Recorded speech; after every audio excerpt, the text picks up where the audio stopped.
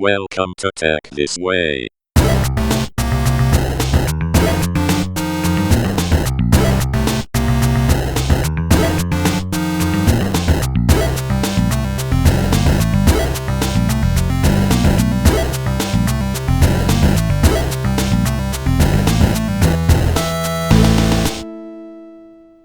Chan. Hi, Hi, good morning. good morning, Thanks Amran. thanks for having me at your office today. Thank you. Traveling all the way, come to Penang. Yeah, since I'm up here, might as well meet up some of the hot shots. Thanks, Up in thanks, thanks. I'm not sure still hot or not. Yeah, of course. Yeah. So anyway, so the purpose today really is, I think a lot of people know, like myself anyway lah. I know Exabytes really for hosting lah. Right. And then we know you, right? I know you from what I know on papers and all that lah. Right. But normally, what I really want to find out is really more about you. Okay. Right? Who Okay. is this Chan fella who started this 5-6 years ago, even before that, right? Right. How has your history been lah Right. in the entrepreneurial journey? Okay. Yeah? So, you can go as far back, the further back the better. okay. So I myself is 100% Penangai lah. Born, raised in Penang. So I started my business almost 20 years ago. That's year 2001. Okay. And I was 19 years old back then.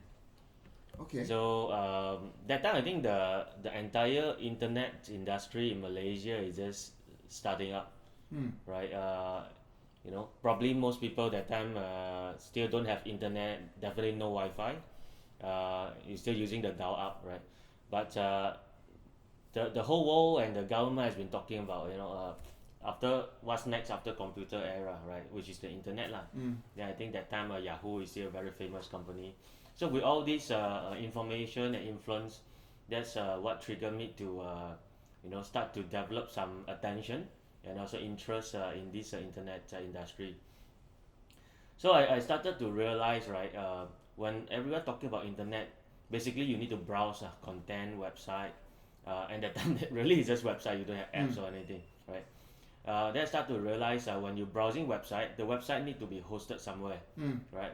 A lot of people, more and more people, businesses, they wanted to create their own website, but eventually they need someone to host a website. So I find, okay, this is interesting because that time I myself is also one of them who wanted to create a website, wanted to be the next Yahoo, wanted to be the next Dell. So I search around, then try to find how to create a website.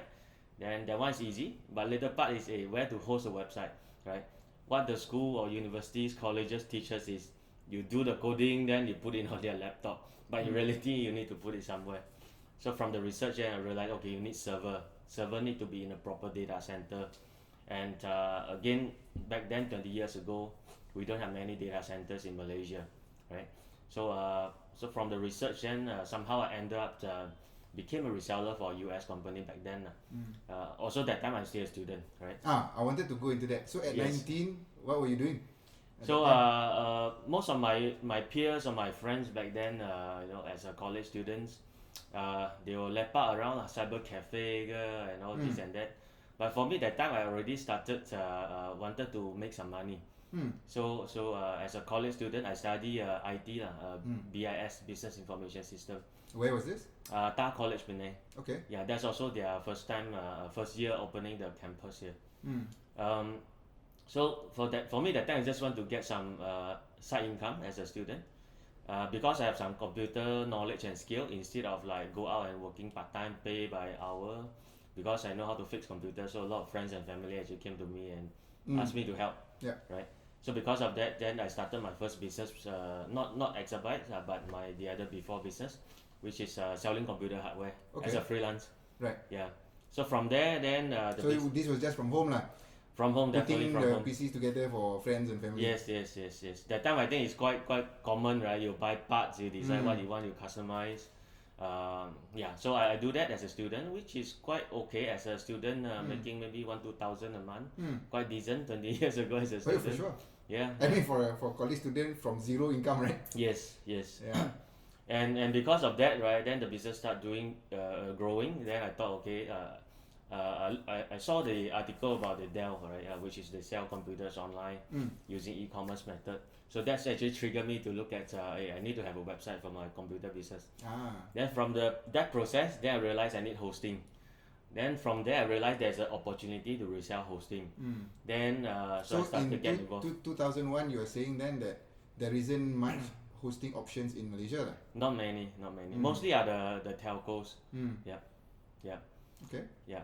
So I started getting involved into the hosting business as a reseller. Then that time I run two business, selling computer hardware, start doing some hosting reselling. Then I soon realized actually hosting is actually a lot more interesting.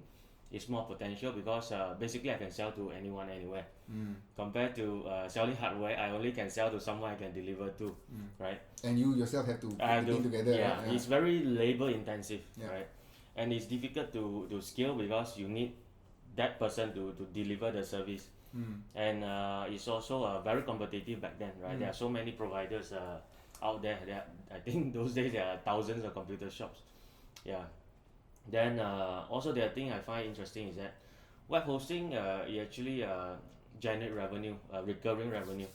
That means every year or every month, so long you maintain the service level, customer happy, they'll continue to use your services. Right, then you can scale. And I don't need a big capital to start back then. So that's how I decided to let's concentrate to the hosting business. So eventually 1 year later, I quit my study. Okay, you didn't finish? I didn't finish. Right. So that time I had to make that bold decisions. How was your parents took it? Yeah. So you see, what I did differently is that, right, most people would think they want to start a business, then they quit study or they don't want to study or they just went to the business. But for me, I already studying, then I found the business opportunity. I continue study and at the same time start the business. Until my business grow up to a certain level, then only I decide to continue study or continue the business. At least you had some experience, some proven track record, right? Even to yourself, right? Yes. So that time to convince the parents is not hard because I'm showing that I already have these thousands of customers. I'm making a few thousand a month, and I have a backup plan, right? In case my business fail, I can always go back to study. The college is still there. Right. But if I wait another 3 years until I complete my degree, I think my competitor will grow much bigger. The whole landscape will change, right? Many things will change. You will probably at your first job later on will probably earn less than what you're earning then anyway. Yeah, exactly, right. So I think that time I think it's not a difficult decision. It's not a difficult decision. Okay. So then you decided to quit. Okay. So then what happened? Yeah, so I full time running the business, full time running the web hosting business, then I continue to grow. But was that still as a reseller, or you then started investing in infra? Start to invest on my own hardware and infrastructure. Yeah, early days is we'll buy servers in the US. At that time again, Malaysia data center is still not popular. Plus the bandwidth and the connectivity lah. But I think few years later, that would be around year 2005. That's where I think that time I think the Cyberjaya start to get more matured. The infrastructure is more ready. So we started to put our servers in Malaysia. We buy our own servers and host it in Malaysia. Then since then we have been growing. Okay. So that was in what year did you say? That's 2005. Okay. Yep, 2005. So in terms of the business services itself, right? How has it changed from 2005 until now? Yeah, so early days we were serving a lot of international customers. Because I think that time globally is there's a big demand on web hosting, and it's because it's internet business, so most people don't care, where are you from, where's your server, and so long everything is working well. And in fact, most of the time that time is hosted in US. So I think the first 7 years, 8 years, we're actually serving a lot of international customers. But during 2005, we started to put our server in Malaysia. At that time, the Malaysia businesses are also more ready, and we start to grow our Malaysian market as well. So within 2 years, we already grown, become the largest provider in Malaysia. I think that's 2007. Yeah. Okay. So the first 10 years is pretty much very focused on doing the domain web hosting. That time, I think that's also that standards lah, right? But I think the second 10 years, which is year 2010 and onwards, I think it continued to evolve into like, telco also they evolved to like 3G and they do like 4G. So we also expanded our portfolios. We start to offer more services. For example, we also start offering server. We start to offer digital marketing. We start to do e-commerce. Yeah. So around that time, that's where we also saw there's opportunity on e-commerce. So we also started our hosted e-commerce solution. When was this? That's also I think around 2012 I think. Okay.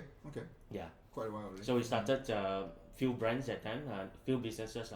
One is Easy Parcel, one is Easy Store. Okay. So those days they are part of the Exabytes group. But later on, because of the business also grow much bigger, so we actually separate that into two different groups. Okay. Yeah. So Clarence left lah. Not left lah, but it's Easier run by than itself. our shareholders, original angel from Exabytes and all that. They are still the angel in Easy Parcel. But we work two groups so that both can grow faster. Right. Yeah. Right. But Exabytes itself then, so it's more hosting and then some of the platforms that you So Exabyte focus more on the cloud services, domain names, managed e-commerce, digital marketing, and also some of the enterprise cloud services. Yeah. So from the beginning when you decided to move the servers over, right, to Cyberjaya, there must have been a need for capital injection lah to do all that, right? Not really. Yeah, you need some capital, but the business.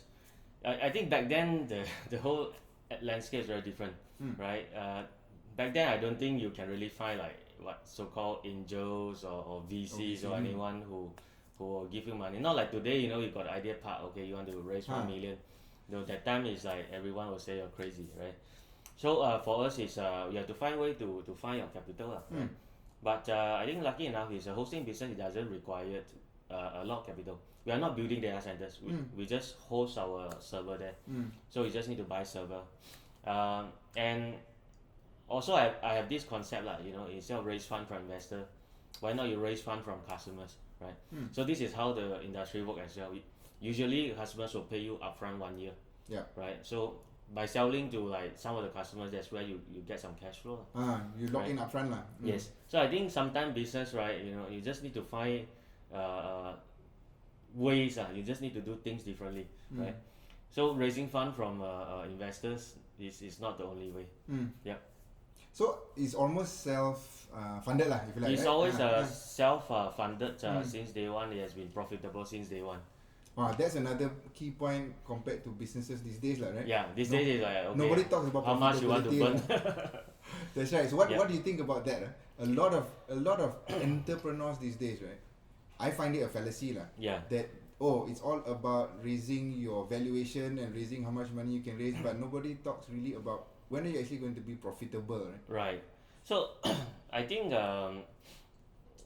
today all these startups or entrepreneurs, right, new entrepreneurs, they were largely influenced by the Silicon Valley during early days, and I think last few years China, the overall high growth in terms of tech space, right? But the issue is those days this kind of like raising fund and you burn a lot but you grow crazily, it applies to those tech startups. But today I think that line is actually getting blurred and confused. Anyone opening a cafe, they may also thought they are like startup. They want to raise $1 million to do their cafe. Yeah lah, I can order my coffee online, right? So must be tech startup. Must be tech startup, and okay, my valuation is 10 million, right? So raising 1 million, they ask for 10%, 20%. That's crazy, right? Just you look at if it's just purely operate that one cafe or one outlet, there's no way you can generate that 10 million profit so that you can repay back to your investors. So these are some of the issues need to be cautious lah. Yeah. It doesn't mean you launch a business there. Now your valuation is a lot. Yeah. But today the investors they are also getting smarter lah. Right? Not like I think 4-5 years ago everyone's rushing into investment. Yeah. Right? Now probably after the 4-5 years, those invested, they will probably know what works and what didn't work. So now when towards investing another new generation of new companies or new businesses, they already have some benchmark. So the expectation is definitely higher. Yeah. So it sounds like from a geography standpoint, right? So you born and raised in Penang. Yeah. And lucky for you, you found a business that actually doesn't require you to be anywhere else, right? Yep. So have you not been tempted to go to Klang Valley lah, where everybody seems, or even Cyberjaya, right? You say so. How has running a business in Penang benefited you? Yeah. Or what has the factors been lah? Yes. So I think it started with my business is almost 100% online. So we don't have to physically meet customers. I don't need to operate any retail. So pretty much anywhere I got internet, I can operate the business. So because of that, it doesn't matter where your office is located at or where are you working from. So with that in mind, then actually we kind of like realize actually Penang actually suits us better. Few reasons. Number one, of course, I'm biased. I'm from Penang. Yeah. But if you look at the practical reason, right? Yeah, Penang there are some traffic jams, but if you compare to the jams in highway and all that in Klang Valley, KL, this is actually just maybe half of it or 25% of it, right? Penang, I think in overall the living cost is slightly lower, right? Like a bowl of noodle in KL probably 6 ringgit nowadays. Wow, so cheap. I don't know. Where is that? I No. And I think it's less than $10 now lah. Wow, okay, so that's even more crazy. Penang you still get like 450 or 4, right? So I think from that cost perspective, there's already some advantage, right? And plus our business doesn't require us to be physically there. Yeah. Penang is not shortage of talent. You can get good talent easily because we have I think the MNC already creates some good environment, right? So the next generation and all that, they are also more knowledgeable and tech savvy. Also there are universities around. We also attracted a lot of our team members. They are actually from other states nearby, right? For them come to Penang probably is a better choice than going KL lah, right? So I think with all that in mind, Penang also naturally become a good choice lah. Plus I think rental in Penang is actually cheaper than KL. Yeah, that one I can imagine. Yeah. But it doesn't mean here low cost and cheaper then we are bad. Actually in terms of accessibility it's actually great, right? Like for example from here 15 minutes I can reach the airport. Yeah. Right. Then from airport another 1 hour I reach KL. So even though I'm based in Penang, but I used to do a lot of day trip. Yeah. So for me I find sometimes I'm traveling from my house or office to airport, then reach KL. It could be faster than some of my friends stay in KL, from the office go back home. That is true. Yeah. That is true. So I think with that, that's why we continue to operate our business here. Yeah. Even my other business, they also based here, like Easy Parcel is also based here. Yeah. So how big is the Exabytes team now? And We have close to 300 headcount. Most of them are in Penang. Okay. We have a team in KL and also Selangor. We have a team in Singapore. We have another big team in Indonesia, close to about 90 people. Yeah. Okay. Yeah. So these teams, so what do they do? Because obviously, apart from, I'm just saying call center type support or other sales, what do they do? Yeah. So that's also part of our business expansion. We expanded to Singapore about 10 years ago and Indonesia about 3-4 years ago. So Indonesia team is pretty much mirroring the function of Malaysia, but they are supporting their local customers in Indonesia. For Singapore side, we have sales and some tech engineer, but the rest like call centers, back office operations, all actually operate from here. Yeah. So that's why Penang has the biggest headcount. So our back office like finance, HR, everything, the HQ is here basically. Yeah. Okay. How has so if we go back a little bit, back to the early days 2005 and all that hosting, how has the customers themselves changed, right? Yeah. Those days I'm assuming obviously not many people were going online, right? So not many people are asking for hosting, or maybe when they were asking for hosting there were a lot more less tech savvy even right? Yeah. I'm just guessing, right? So how has the customers themselves changed? And it changed a lot. 20 years ago, one hosting account probably is like 20 MB, 20 megabyte, right? And you can sell that for maybe 1,000 ringgit a year. Hard disk space, Hard disk space, yeah.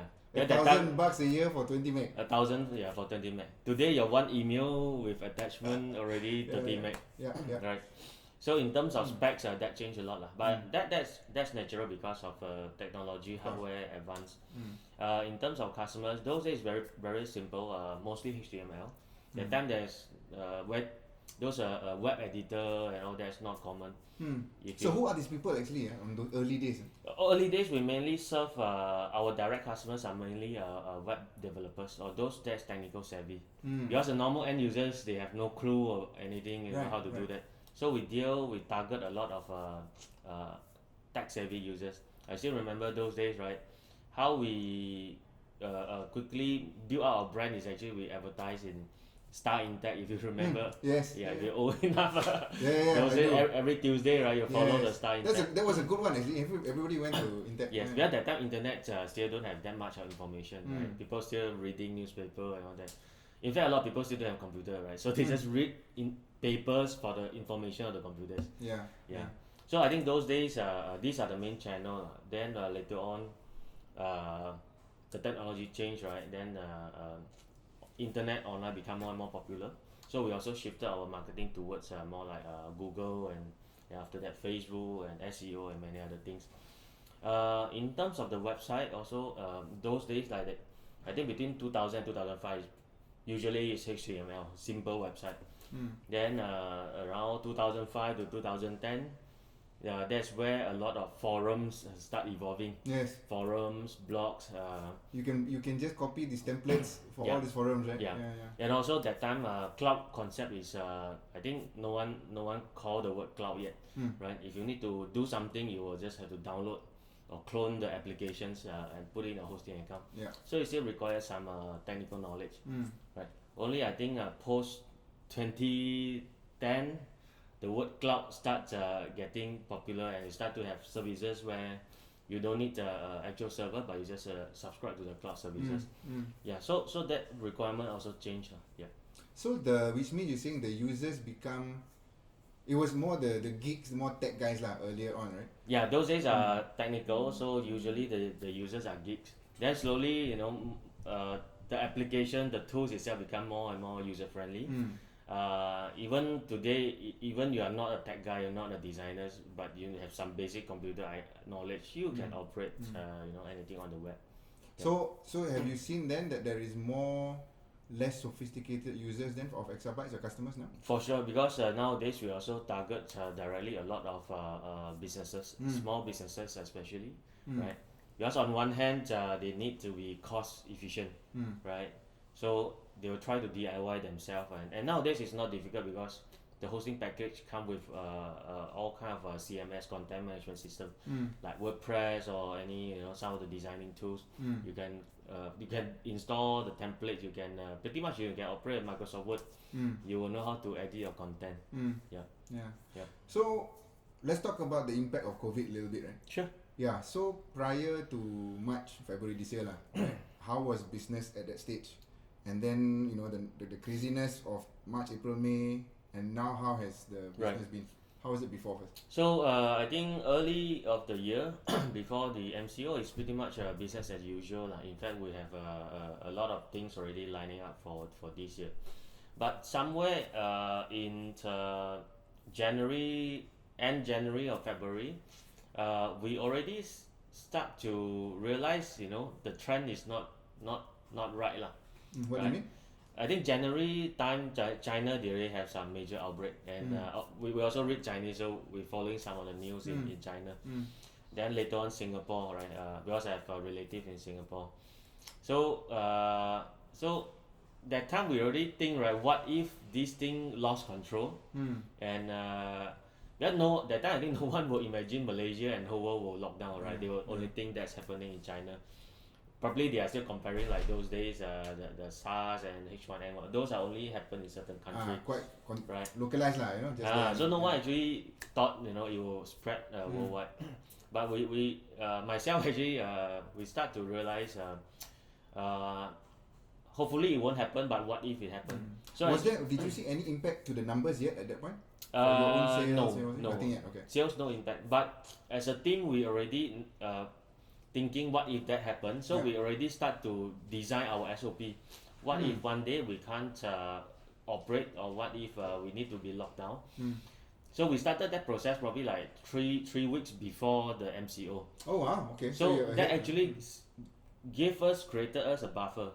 So when our PM announced lockdown, Yeah.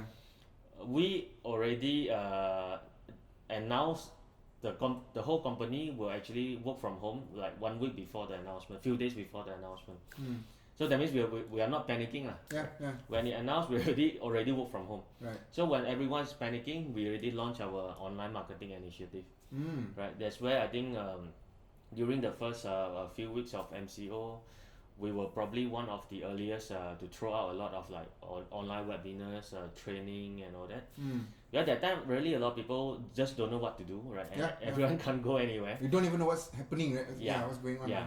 Then even that time at one point you want to buy day-to-day necessity, there are also challenges, right? So a lot of initiative been launched lah. For example, all these seminars to share a lot of information on how you can do e-commerce online, how can you go online, what are the challenges, how can you use some of the cloud services to continue your business operation. There's a lot of collaboration with MDEC, with the SME Association, talk shows and all that lah. So a lot of information sharing. Even the e-commerce side of business, we also launch like the Pigeon Mart, right, helping those grocery sellers and buyers and all that. Yeah. So overall for us, business is still growing. In fact, in Malaysia, we see a much better growth compared year on year. But that's in general. But if we look into a little bit details, right? In the reality is some of the old customers, they actually churn. They are slightly higher churn among the old customers. I think These are old customers who are already online using. already using our services, but churn Oh, okay. because of I think a lot of business actually shut down. Right? There are some business that's shut down. Not like a lot, but it's slightly higher than normal usual, lah. maybe like 5-10% extra. But would this be companies who have both physical and online presence, or is this? Usually these are fully retail presence. Okay. Yeah. Then some of them they will do whatever to cut some of the expenses lah, right? Like even like freezing the entire business and all that.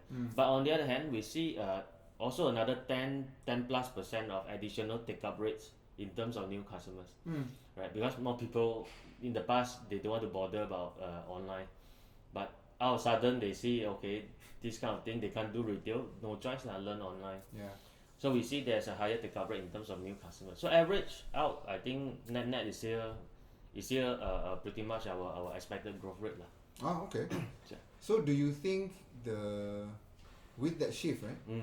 Do you think once okay lah, vaccine's coming, right? Like it or not, maybe I don't know, maybe things might stabilize by middle of the year next year, right? Hopefully by end of next year everything is stabilized. Right? Yeah. Do you see a reversal back in terms of digital platform usage and online commerce? I don't Back think to the old days? I don't think digital will reverse back to old days, but I would think it will continue to scale. I would expect the patterns like what happened in China like 2010 those days during their first SARS, right? I think exactly because that time they have SARS, that after that the next 10 years their e-commerce and digital and everything grow even faster. Similar like this time frame, I think this actually train a lot of people where in the past you don't buy online, now you buy online. Yeah. You don't sell online, now you're forced to sell online, right? Those days you don't want to deliver to customers, now you have to do delivery even like eggs or vegetables, right? But now they can't really do a lot of digitalization or invest a lot because of I think there are still some forms of uncertainty, or everyone try to cope with the day-to-day volumes that spike, right? They just focus on deliver, fulfill first. But I think once things start to stable down and there are more confidence towards the future, I think more people will actually invest, especially adopting digital. Yeah, they probably I'm expecting. Actually, it's already happening. A lot of traditional retailers in the past, online or website is just their marketing, right? They just need to have a corporate website. But today they have to turn that into their main battlefield, right? The revenue and orders must come from there. Yes. So there'll be I think that will help to accelerate in terms of we call it the new retail, right? That means it's a convergence of physical retail and also the online retail, right? In the future, I think it's no longer like I buy offline or buy online. Right? I'll just buy from you. Depends on if you have multiple channel, you have advantage lah. Right? Especially you have retail, that means in terms of brand awareness, the confidence level is higher. Then plus you have online, it create a lot of convenience to customers, especially during all this lockdown and all that. Yeah. And I think because this lockdown is really long enough, so it shapes some habits and behavior, right? Like probably a lot of people already get used to buying things online. You feel like you don't want to go to market already. Yeah. When you go market, it probably is like as a tourist kind of feeling. You just go tengok, you know. Yeah. So I think a lot of opportunity definitely will be created. There should be some hockey sticks, you know, when things are fully settled down. Okay. So in terms of the two things I wanted to ask. Number one was, okay, so back to the customer behavior. So a lot of people now starts going online, right? Being digital. Yeah. But for a lot of people, being digital means okay, you can order on WhatsApp. Yeah. Right? I put something on Instagram and then okay, here's my WhatsApp. Yeah. Right? Contact that, right? Yeah. And I don't think there's anything wrong per se, Yeah. right? Because it gets people to order online. Yeah. But okay, being biased from your business, right? What would an advantage be for a person like that who right now takes orders from all the WhatsApp to move to something more professional, I feel like, right? A better presence digital. In fact, I think exactly as what you thought, as you mentioned, right? I felt going digital doesn't means you need a very sophisticated software or solutions or what e-commerce platform. Even I felt, right, if you can accept any wallet like Touch and Go wallet or Boost or whatever, you are already digital, right? So that also means, right, maybe in the past we're heading wrong focus. I will give one digital or technology. You need to have this software, that tools, right, and make it too complicated and overwhelmed for a lot of small businesses. That's why the take-up rate is poor, right? But today, I think, you know, they can take orders from WhatsApp, they can accept payment from bank transfer or e-wallet, even better. Because it's quite seamless. So this is already the first steps of digitalizations or e-commerce, right? Human behavior is like this, right? You will always find ways to improve. Once you start taking a lot of orders from WhatsApp or even like Facebook, you will come to a point you say, shit, it's like taking too much of time and it's like so messy, it's so inefficient, right? So on one hand, they'll start to think, okay, is there any ways that I can simplify my process? On the other side, you'll see new groups of service providers say, okay, why not we build something on top of WhatsApp, right? So I think this is just part of the journey. Yeah. So do you see a risk to your business? No. That, you know, hey, you know what? Instead of having to pay for the subscriptions, or actually I can cancel that. Yeah. I can just run my business on WhatsApp and on IG and FB. I don't need to have the platform. So I think that is the journey, right? All the businesses, they will start from their level 1, like standard 1 to standard 2, standard 3. We know very clearly we are not in the business of like kindergarten or standard 1 in terms of digital. The starters, right? So let them go get their hands dirty and start to learn, right? When they are ready or they need a more systematic approach, eventually they will come to us, right? Or any other providers, right? So we don't see that as a threat. In fact, we felt that's good because it helped to educate even more. Those days, you have to even spend 10 meetings, appointments, trying to convince the owner, regardless if you know, traditional business or big retailers, you explain 10 times or so, no one want to entertain you. Right? But today, they will come to you and say, I need this solution. So I think what's important is you need to continue. We need to continue establish our brand, right? Position ourselves, brand ourselves as one of the market leader here, right? Maybe now they don't need my services, but they keep on seeing my things, right? Keep on seeing informations, or they keep on seeing people using our services. So eventually, one day they are ready, they will come to us. Yeah. So I see your competition in two ways. So let me put it to you. Sure. So one is a competitor who says, hey, you know what, Exabytes, you're just hosting company with a lot of good services, of course. Right? Sure. So I should set up my own Exabytes number 2. Right?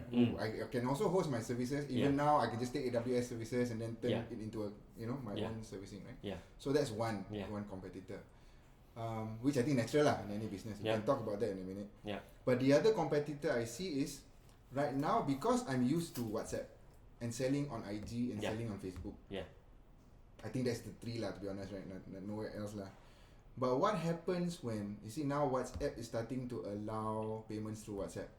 So what happens when IG, WhatsApp and FB decides to make their platform for sellers more sophisticated? So I don't even have to leave FB to go to my own hosted company on yours, right? Yeah. I'm going to stay in FB. Yeah. What if IG now starts opening up a online store, right, Yeah. for people? So then, you don't have them on your channel today, and then they won't jump because suddenly, hey, you know what, WhatsApp starts to having a seller store on WhatsApp. Yeah. So that could be, so that's the two challenges lah. Yes. Let's talk about the simpler one first, the first one, right? Yes. Another company will say, hey, I've got money, Yeah. raise some funding, I'm going to set hosting company just like yours. Yeah. How do you fight that? Yeah, so this is not a new question. This happens all the time, right? You always have a new competitor. We also went through that journey, become a competitor of someone else and started Exabytes. Yeah. So for us, how we look at it is today a lot of the businesses, when they choose provider, it's no longer like because I know you or because you're cheaper, then I choose your services. I think the trust and the reliability has to be there lah. We're also seeing a lot of cases. So a lot of customers, they transfer to us because of they started with somewhere, especially a lot of freelancers and all that, right? After 1 year disappeared, right? Or when first year no issue because everything is working fine, but after 1 year their content get outdated, they have security issues, get hacked and all that, and their current providers don't have the capacity to solve their problems, right? Or when their business grow bigger, they need something more complex, advanced to support them, they don't have a solutions. So I think we are playing that slightly mid-market premium category lah. There are always new competitors. I think we always welcome that because it helps to educate the market. But when you grow bigger, you eventually need someone like us, which is we have a full range of solutions and also backed by our team of almost 300 people. Do you see people like Azure and AWS, your Azure competitors? Not really. In fact, we are their partners as well. We are also their reselling partners. Because we believe, right, in Azure, AWS, they have few thousand PhD working for them, inventing and maintaining the systems. So no way we can create something that is comparable to them, right? Or even near. So instead of compete or see them as competitor, that's where we actually working with them. There'll be customers where they grow to certain size, right? They need something beyond the traditional or what we can offer. They need something robust and scalable like AWS, right? That's where we are able to help because we know how to manage system and servers, right? For us, it's just different groups of hardware and all that. So whether that's how. it's in Cyberjaya or whether it's in AWS. Yes, that's how we value add. So from there, actually, we have both end solutions, right? Traditional hosting or you want public cloud. We even can go to the extent to help customers build their own private cloud clusters. For example, some of them due to whatever reason they can't host within the public, right? Or some large group of companies conglomerate, they have like 100 subsidiaries. Every individual sign up one AWS, they feel not cost effective. So they can actually build a private cloud clusters and they allocate their cloud resources out. So today we are not just selling the how many gigabyte or megabyte of space, but we focus on addressing the needs of customers, selling solutions.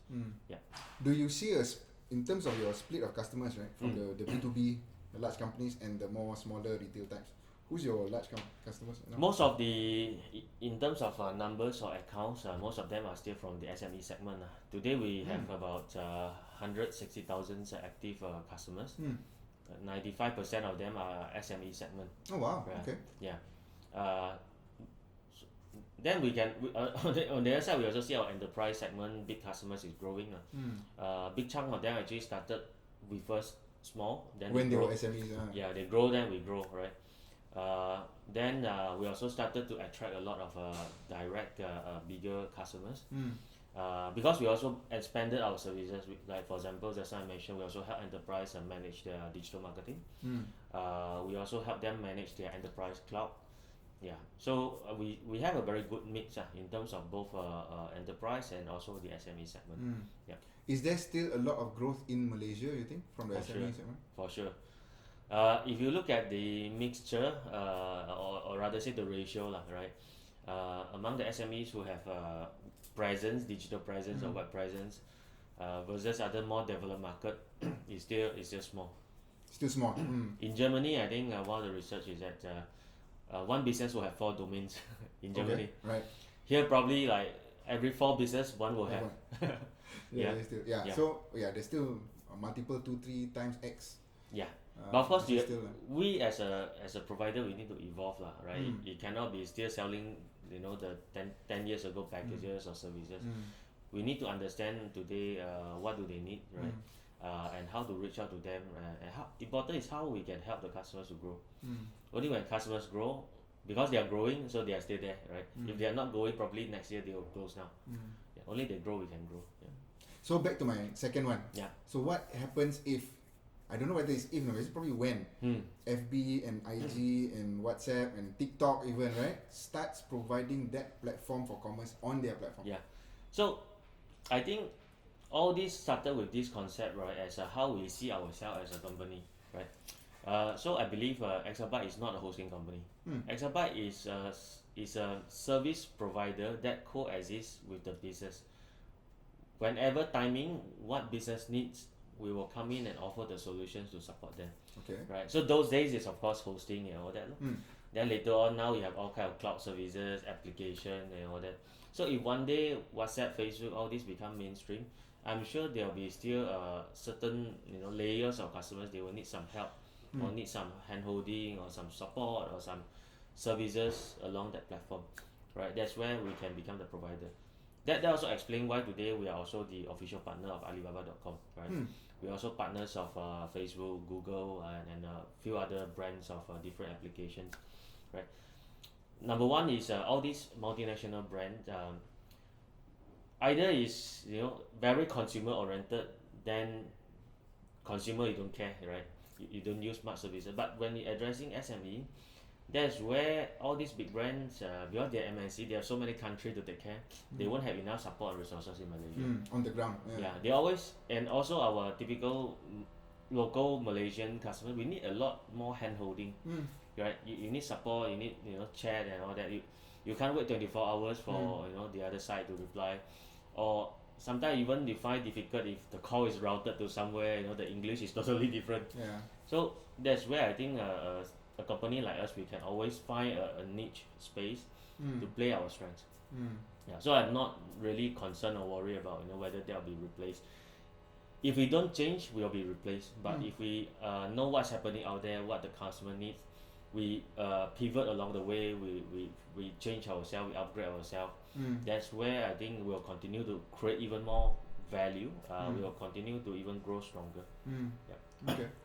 So for the next few years, or maybe 1 or 2 years lah, don't have to look too far. What is your current plans for Exabytes? Yeah, so we are already in the midst of expanding our service spectrum. That means more services. Our goal is to become a SME marketplace. Right? Nowadays, What does that mean? Yeah, so that's what I'm trying to explain. As a consumer today, you think of want to buy something, you probably go one of the marketplace, Lazada, Shopee, and all that, right? That's it lah. Shopee, Yeah. Lazada. I think Either that's the one, top right? two lah. Yeah. But today, as a businesses, if you need something, where you go? Right, you have to Google here, you have to like Facebook there, and you have like all the different platforms, different. There's a service couple of providers. small B2B type platforms lah, where you can buy bulk and all that. Those are tangible products, right? Yeah. Like Alibaba.com is a B2B marketplaces, right? Or Yellow Pages and all that. But when it comes to like services or digital needs of the SME, Okay, digital needs. Okay. yeah. So that's where I think we are already providing that ecosystem, and we are already there. So the idea is how can we do even more? How can we reach out to even more end SME users? Offering them like a really one-stop solutions. Of course, we can't offer everything on ourselves, but the idea of marketplace is become that one place where everyone will come to you and you'll be their trusted platform. So if you think about it from cradle to grave lah, so I am a new guy, I've got a business, I want to do these things online, I'll just go to Exabytes SME marketplace lah. Yeah. It'll start from how do I set up online? So usually predict, the journey started, few friends talk, okay, we got an idea, let's do business, right? first thing, register domain first. Yeah. You have to check your domain is available, then only you register your cool company name first name. lah. Yes. So pigeon becomes pigeon, right? That's the thing. Yeah. And so you want to be that. So we are first already stop there, shop lah. right? But there are some few components in between that we still not there. For example, company incorporation. But maybe one day we actually we can do that, right? Or through partners or whatever. So you register domain, register company, you build a website, you do marketing, you maybe deploy your HR solutions, your payroll, your later on digital marketing. And when you grow bigger, we have suites of enterprise tools that can support you. Right? So that's the whole idea. Yeah. How do you bridge between the digital and physical presence of an SME? Physical and online presence of the SME. Or do you even do that? Do you even think about it that way? We that's why our tagline is, right, grow your business online. So for SME to really grow physically, that's not our strengths or our area of interest lah. But although saying that, right, but if you still know how to make good use of digital marketing, internet technology, you still can bring traffic or bring business to your physical. Right? For example, how can you run certain targeted ads in Facebook or Google and drive traffic to your physical stores, right? Or we have services that we can help all the retail businesses to manage all their locations in the Google Map, right? Especially those with like 5 or 10 or 20 or more outlets, right? So we have those kind of tools. We have SMS services that SME can use or businesses can use to broadcast, then drive some traffic to their outlets, maybe announce of the promo or whatsoever. So I think these are the small tools that we already have an offering to help to bridge that needs lah. Yeah, and all these are not big tools, right? So if every individual of these SME need to go and look for one provider and help they deal with 10 providers, each of them 500 ringgit, actually is not efficient. Right? So we actually fine-tuning our overall processes, our UI, UX. Want to make that seamless, become that one dashboard, all the buttons in there, depends on what you need. Yeah. Because I was thinking from a perspective of before COVID, right? I have my 5 branches lah. And then during COVID now I have shifted my business more online, right? So in fact then I need to really think about, oh, you know what, so what do I, and let's say like I have successfully moved now from 5% sales coming from online, suddenly now it's 50-60%. Yep. Right? But I still have my 4-5 branches, which obviously now is the cost per income ratio is very bad now, right? So I was just thinking from that perspective. In fact, it's about how do you guys advise the people who still has the 4-5 branches, right? What do I do with this now? Because I'm seeing the shift successfully to digital. The traffic should now go the other way, right? Yeah. It's not to use online to go to the stores. It's actually how do I use my stores to now shift them to seamlessly buy online. Yeah. Right? That could be an interesting way of looking at it also. Yes. So one of the solutions that we are launching in next year is actually we call it the new retail solutions. It's actually targeting mid-market and also enterprise who have existingly offline physical presence, and now they want to actually merge both physical and online. So in the past, right, you don't see a lot of efficiency is because of you run your retail as one part, you run your online as another part, right? There's no bridge in between, there's no interaction in between. So these product solutions that we are bringing in is actually from Taiwan, and they have been serving thousands of big brands in Taiwan. Okay. So it actually converts the entire solutions. For example, they have a mobile app, right? So you can actually know where your customer is, right? Because in mobile, you know the GPS or you know the location. You can actually push a mobile notification to the customers and tell them the outlets near to you have promotions. So that will drive traffic to the outlets. For customers who shop in the outlets, because it's the same systems, so you can actually ongoing send them the information or promotions that now online also have this promo and discount, right? When you shop online, you can collect points and redeem it in retail. You can create that kind of promo to drive traffic to retail, right? or because probably he come to your retail and he won't visit your retail very often. Yeah. You can do it there. Hey, here's your promo for online. You can shop it from home next yeah. time.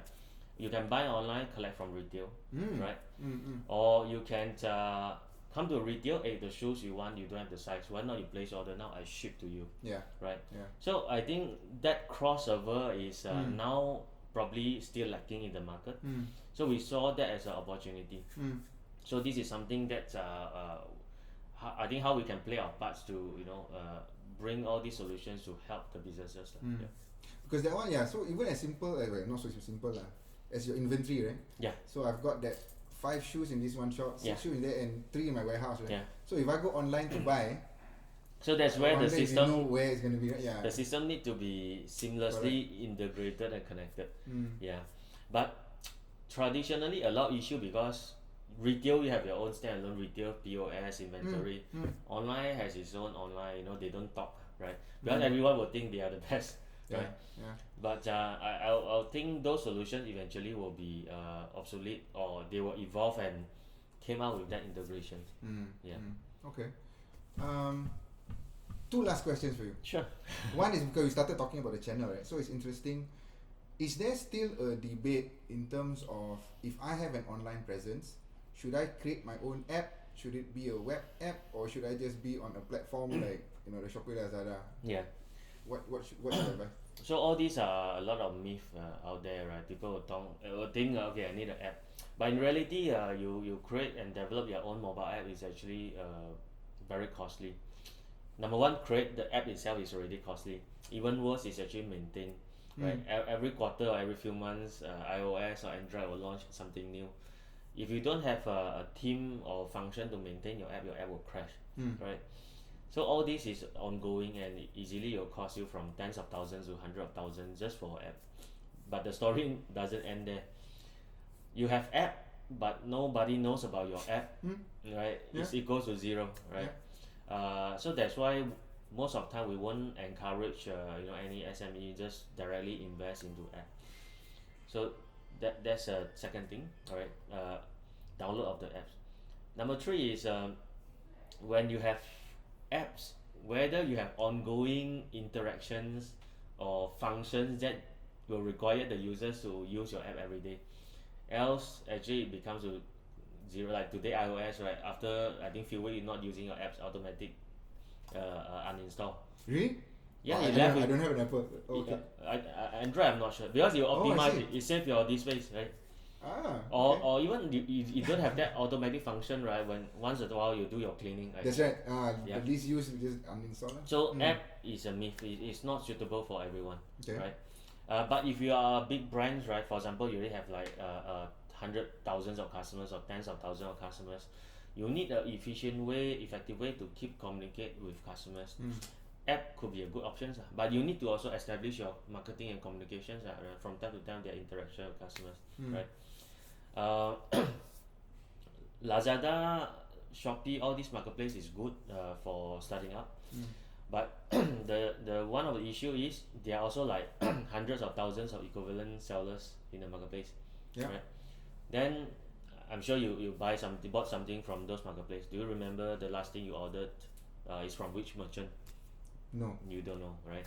So that's also Actually, and that's a very good point, right? I don't. I just know the thing from somewhere. The price is good. I can use my coupons. Well, they were designed to be consumer centric, which is nothing wrong, right? Which is good. Consumer have best option, best prices, and all that. But as a seller and merchant, the brand, the brand presence, the branding is very minimum there. The only difference there is if I buy coffee online, right? Yeah. And I know who the roaster is. Yeah. That's the only time when I know I go to the same store. Yeah. Because they only have that. Yeah. Roaster, right? But anything else, whatever lah, you know, it doesn't matter who the seller is because everybody sells the same thing. Yep. Right? Only if it's something specialized to the shop, that's the only time lah. Yeah. So what I'm trying to say is I think the brand component is extremely important, right? So I think it's no longer like which platform I should choose. Nowadays doing business is definitely more complex in the sense that you need to be present in everywhere, right? You only have retail, you don't have website, you're not good enough. You have website, you don't have Facebook, you're not good enough. You have Facebook, you don't have Instagram, you're not good enough. Yeah. Right? Because your customer is so diverse, right? Just how you're talking about your business last time, like 10% online, 90% offline, and now it's 50-60. But what if we imagine, right? Let's say, next few months or even after COVID over, you still maintain 50-60, but the total business volume is double, right? Right. Previously, we are talking about the same size of the cake and you cut 10%, 90%. But what if your cake can be 4x, 5x bigger, Yeah. but you still have the 50? The split is there, but then the actual Yeah, revenue is more. because online allow you to reach out to outside your Mm. physical territory, right? Yeah. Yeah. So this is a lot of additional potentials that worth put some thoughts on. Yeah. Like let's say you're a vegetable seller, right? Those days you can serve people in Pulau only. Yeah. But today you take orders online, whole Yeah. Penang Island or even Correct. anywhere, right? Yeah. And then it comes back to your own operational problems lah, right? Okay, how much That's business capacity, lah. That's a correct? business lah. That's a nice problem to have lah. Yeah. Ayo, I don't have enough veggie to sell. Yeah, and what's interesting is I some of the grocer seller I interact with, they started with selling vegetables. Now they also sell fish. They also sell food. I mean, meat and other canned food, frozen food, right? Because in their retail, they have limitation, right? Also, they also I think market have their own rules. You sell fish, that means you sell fish, right? But when it comes to online, you have an entirely brand new playing field. Yeah. And it makes sense for customers because I don't have to deal with 4 sellers, right? I just deal with you. Now I can get vegetable, food, fish, everything. All the Right. and it all makes it's like grouped together, right? So Yeah. this is my marketing. So I And buy all it's the not raw limited to stuff, Pulau Tikus. You can sell to Yeah. anyone Yeah. throughout the Malaysia, in fact, right? So I think that's the opportunity. How you make your pie or your cake bigger. bigger. Yeah. But on the flip side, then you also have competition from somewhere else also lah, right? So it's a nice little dynamics lah, right? Yeah. Yes, I can sell everywhere else, but everybody else also can sell everybody else, right? So But like, the good thing is these are I use an analogy. These are brand new highway. The highway is still not congested, right? yeah. So you still can race. You still can become that dominant big brother, to control that highway. Even if it's not being dominant, there's enough size for It's everybody still to grow enough bandwidth for everyone, compared right? to where they were Because you before. compare still very little sellers, right? Yeah. And the fact where you already have some, anyone have some existing retail presence or existing business, right?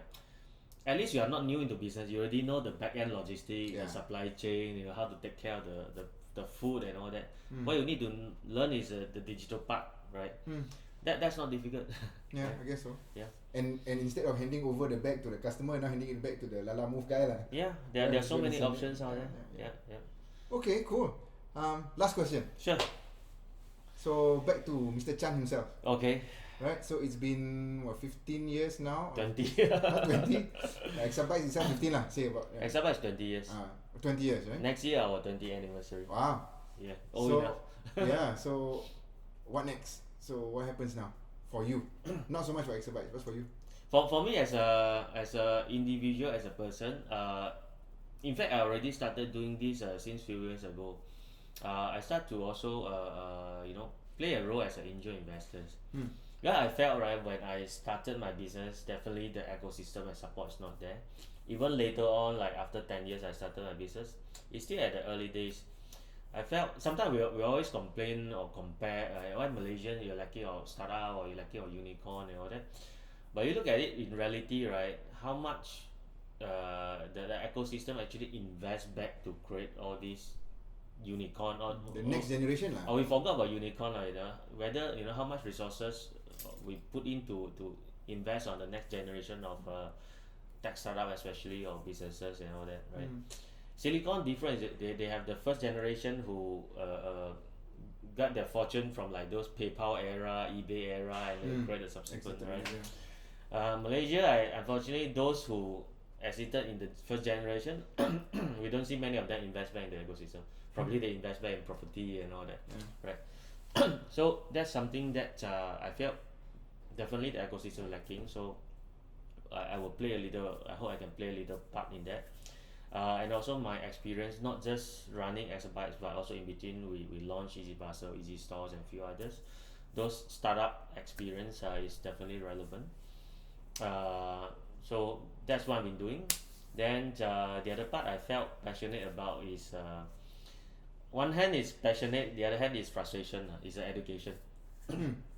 Because we hire a lot of tech people and interact with a lot of industry players.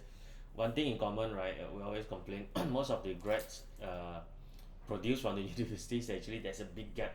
Right? You won't be surprised if, let's say, you interview someone from mass comm or whatever, and ask them to do things like that. They won't have any idea how to operate all these gadgets, how to sell. Because the education is so theory. So academic lah. So academic, right? It's very concept-based, theory-based, and lack of actual hands-on. And the other issue could be the timing lah, because today technology evolve very very fast. Every quarter, every year, you have new version out, right?